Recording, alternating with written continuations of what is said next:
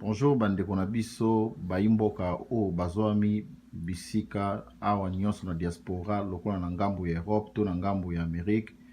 Tozwi bongo ndeko na biso lelo oyo tobengi bongo na kombo ya Ringo Richard Chimanga oyo aza bongo activiste monene oyo apartageaka banalise oyo etali mabele na ye na mboka ya kombo Congo. Yango toza na mituna lelo ya kotuna ye totombeli yo poso elamu ndeko Richard. Merci. Si tu as une question, bongo, tu as kotuna ba imboka bazali komituna ba question lolenge na lolenge o eza kotambusa mutu ya peuple congolais. To komi bongo na élection lelo tomoni ba politicien lokola na ngambo ya opposition to na ngambo ya majorité baza kokende élection population ikoyeba te soki bongo Joseph Kabila kokende 3e mandat to kokende kaka na bato ya lolenge bongo to ekosukela biso ndenge nini tozali koyeba position te na ngambo na bino baactiviste oyo baza na diaspora toza koteyela bino likanisi nini oyo eza mpa na bino. Omoni makambo ya élection normalement ndeko, merci d'abord l'invitation. Makambo outi ko loba ya élection en fait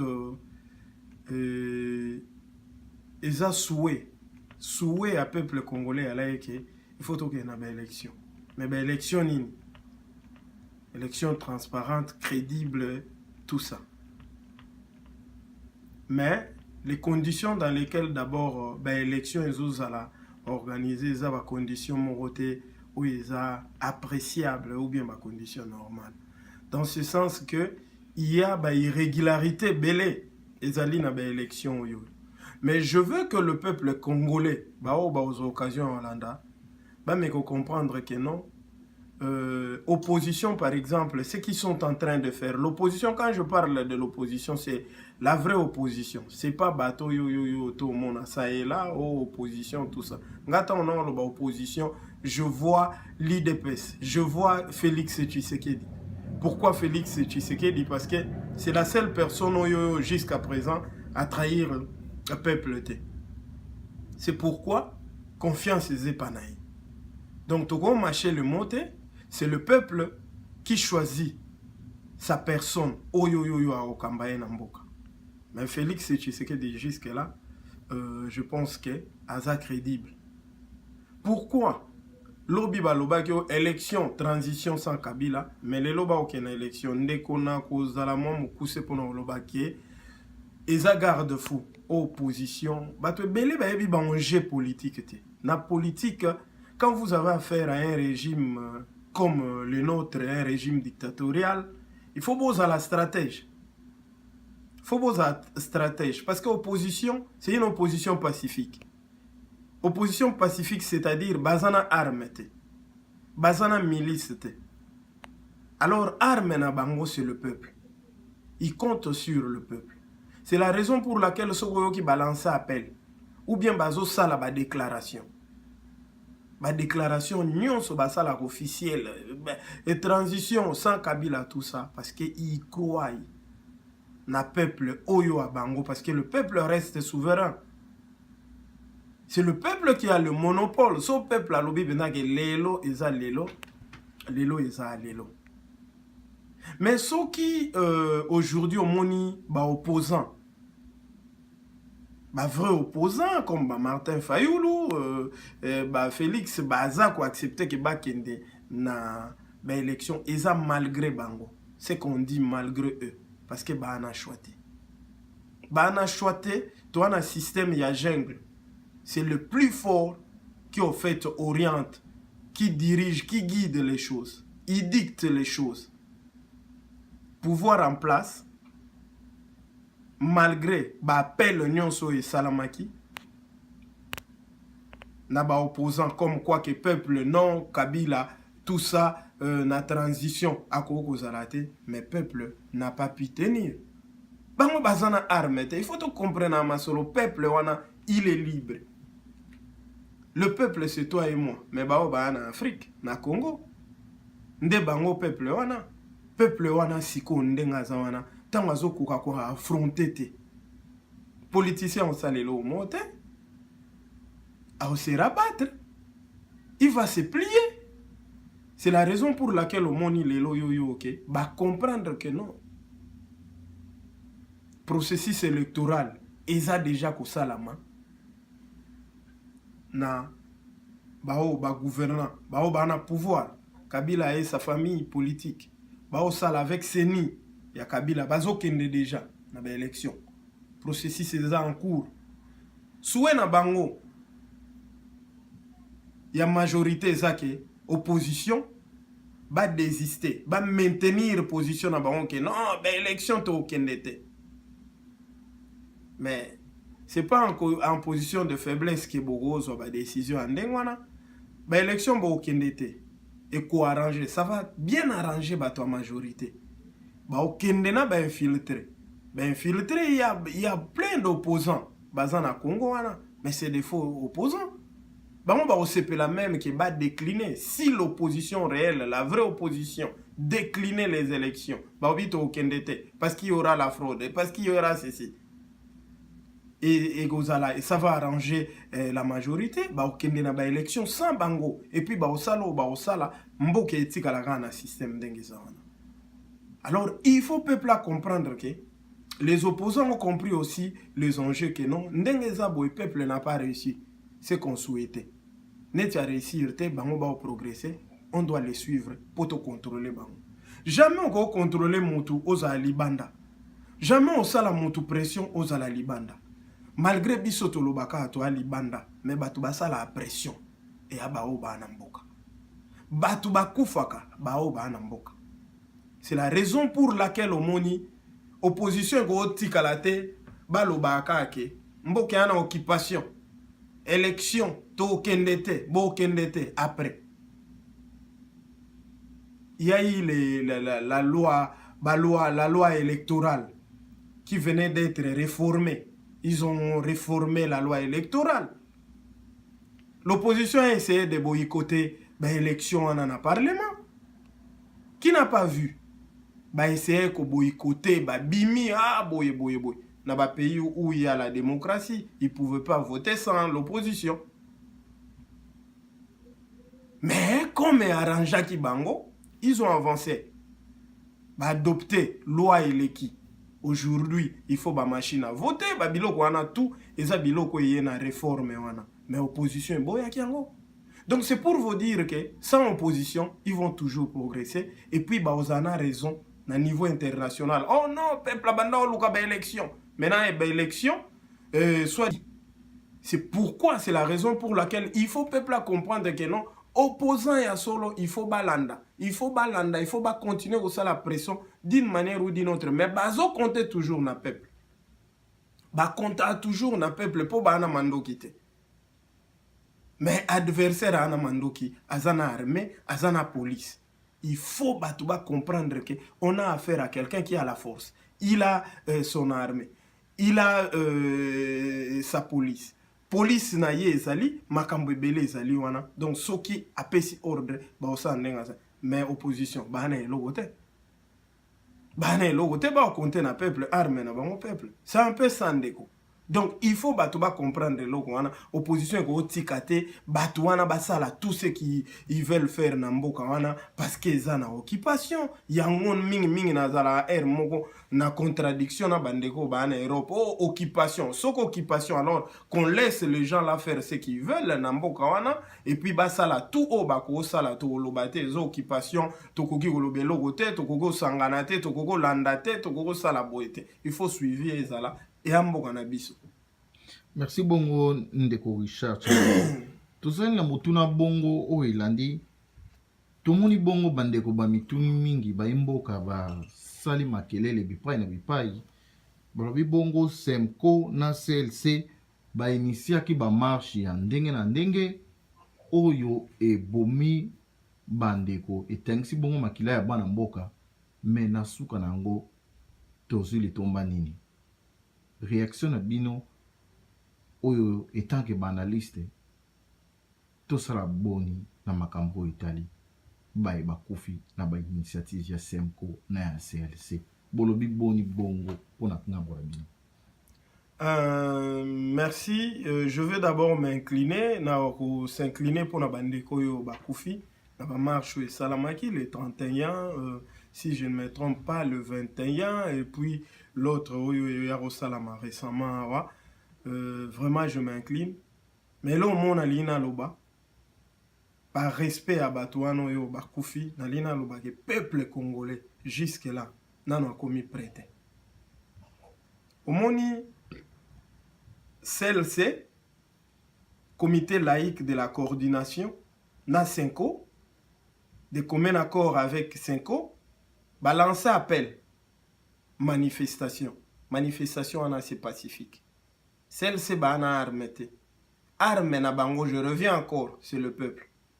Bah, dit que le peuple gagne toujours. Bah, on compte na peuple, mais peuple n'a commis na mesure. Quand je dis peuple a commis na mesure, c'est-à-dire quoi? Bah, ça lui appelle Bobimi bon manifester. Vous êtes devant la police. Police wana ba minoritaire. Ba beti masasi.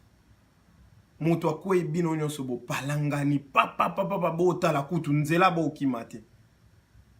C'est très dangereux. Combat ba bunda onde wana te bo bunda ndeni. Ou soit il faut bo vanda. Ça ne servira à rien bobima.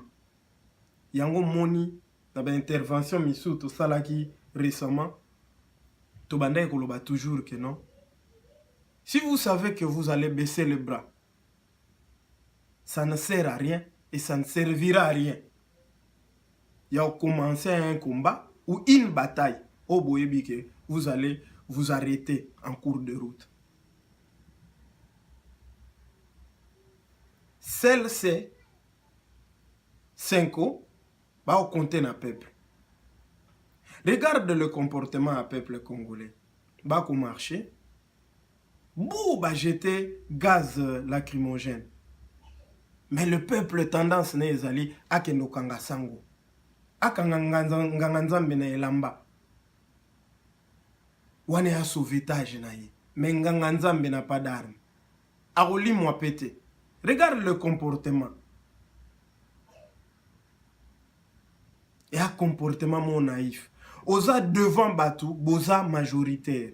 Okoze la sango nganganzambe alobana oke babomi. Beti boye, binope bokanga, non. Le peuple, c'est un peuple souverain. Tant que peuple a obima, il faut y beloroni abimeli. Tant que abimi, il faut pas zélara peuple a zate. C'est pas comme genre il y a berger na ba brebis. Que ba beti boye brebis kende na nzela boye. Ba beti boye non. Peuple, il faut y bakena devant un fait. Il faut na ça, il faut na réagir, il faut na ça la boue. Tant le peuple a compté na sango comme individu, et regrettable, sango ana armete, on a vu ba image comment on a traîné ba sango na mabele, ba longoli bango ba sultan, mais bino bo kende ko diembela na ko kanga na nini sultan na sango et servir bino na nini. Par là je veux rajouter une chose. Bandeko misu bazolo baka, ah non, il fallait baebisa peuple à ça la soulèvement. Ndeko, soulèvement, manifestation.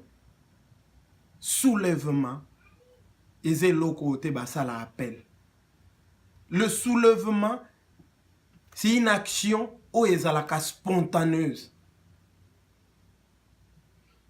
Action en esalamaka spontanément.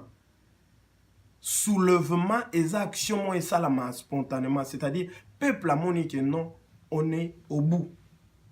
Je suis au bout à telemi pour la raison moronde ba bomaki bande kobo et peuple a telemi soulèvement. Non, on va pas reculer. Ba boma, bazo kende bake ba siéger institution moko. Ba vandi wana lelo lobby okuna. Ezana mutute un individu, nde il faut atteindre peuple, vas-y va faire les soulèvements. Soulèvement et action moko esalamaka spontanément. Regarde ce qui s'est passé en Tunisie. Regarde ce qui s'est passé en Égypte. En Tunisie, il y a les garçons qui s'étaient immolés. Après l'action, l'acte posé par ces garçons-là, le peuple s'est soulevé. Baké ba siège institution balobi tokolongo ate baboma biso. Ils ont tué. Ben Ali avant Tika Tunisie, il a tué plus de centaines, il a tué de milliers de personnes. Mais Babanda Ozongate, comme on dit, il voulait en finir une fois pour toutes. Et ça te que boké le lo babomi 10 bozongi lisu lobi babomi 10 bokimi babomi non. Ou soit bokete ou soit boké lo moko boké na moti na suka. C'est un peu ça. Yango na lingara bande komisu baza en fait ils ont les yeux mais ils ne voient pas. Et ils ont les oreilles mais ils n'entendent pas. Bah comprendre peu bah en jeter. Ce qui fait que toloba toujours yango yoki toloba ki non soulèvement et loko et outana peuple. Hier bande kwa diaspora ya Europe. Ya côté Europe baloba ah non makambo ezo salama tout ça boye tout ça. Opposition à son force te bazo benga peuple à salaboy peuple azo respecté te. Mais c'est pas le cas. C'est pas le cas. C'est pas le cas peuple congolais. Basali appelle. Mais peuple n'est pas souverain. Il va agir comme il veut. C'est un peu ça, c'est un peu ça. Je voulais assez que Bandegoba comprendre que soulèvement, ils appellent. Et où tu même pas dans 5 ans, et où tu as peine à CLCT. Sinon, tu vas résultat, ils en le même. Merci beaucoup Ndeko Richard. Tout ça la question mon quoi ya souka bon mbang pour to clôturer émission na biso ezala 20 minutes de réflexion pour na balamboka. To kinga mona ngambo bala koloba bongo na mobundeli moko ya mboka lokwa bino o atanga bongo na kombo ya Ndeko Eliezer. Baya kote mususu balobi Ndeko Eliezer akangami bongo pona lokoso ya mbongo na ye. Oyo asoluka kolia partout nde akoti bongo na prison. Réaction en étant que bino ou tout la motema côté de la diaspora vous avez réfléchi en dernier.